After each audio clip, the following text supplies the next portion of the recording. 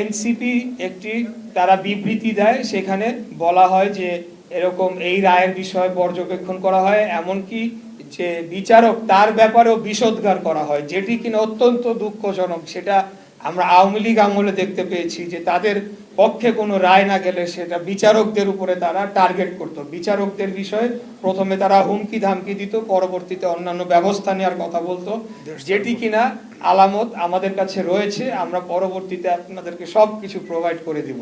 তো আমার প্রশ্ন হচ্ছে যে এনসিপি যদি গণ অভ্যুত্থান পরবর্তী সরকার বা গণ অভ্যুত্থানের ফসলের সরকার হয়ে থাকে, আমি ইশরাক হোসেন, আমি কি শেখ হাসিনার পক্ষের কেউ ছিলাম, নাকি শেখ হাসিনার বিপক্ষে আন্দোলনটাও কম করেছি, নাকি শেখ হাসিনার মধু খেয়ে আমি রাজনীতি করেছি, সেটার জবাব জনগণ জানে কিভাবে দিতে হয়, এই সরকারকে প্রয়োজন সম্মত দিয়ে দিবে। তো আমার বিপক্ষে কেন? তার কারণ হচ্ছে জাস্ট বিকজ আমি বিএনপির প্রার্থী, ধানের শীষের মনোনীত প্রার্থী, এবং তারা চাচ্ছে যে তাদের নিজস্ব দলীয় ব্যক্তিদেরকে প্রশাসক হিসেবে বসাবে এবং আগামী নির্বাচনের সময় একটা ফায়দা লুটবে।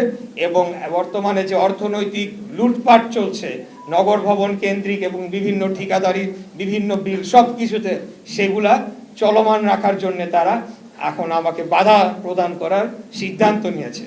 তো এখন আমি আপনাদেরকে আবারও সব কিছু শেষে যেটা বলতে চাই যে আইনি বিষয়ে আমরা জোরালো ভাবে আমরা জোর দিচ্ছি, অন্য কোনো কিছু আমরা করছি না। আমরা কোনো আন্দোলনের দলীয় ঘোষণাও দেই নাই, কিছুই করি নাই। জনগণ স্বতঃস্ফূর্তভাবে তারা প্রতিবাদ করছে, এটা জনগণের অধিকার, তারা প্রতিবাদ করতেই পারে এবং করেই যাবে, আমি আশা রাখি। এখন গ্যাজেট প্রকাশের 20 দিন হয়ে গিয়েছে, এখন পর্যন্ত কেন শপথ গ্রহণ করানোর কোনো পদক্ষেপ নেওয়া হচ্ছে না এবং কালক্ষেপণ করা হচ্ছে? এই বিষয়ে আপনাদের কাছে প্রশ্ন রাখলাম এবং আমি এটার মাধ্যমে রেকর্ড রেখে দিলাম যে আমরা শপথ নেওয়ার জন্য প্রস্তুত এবং আমরা চিঠি প্রদান করেছি।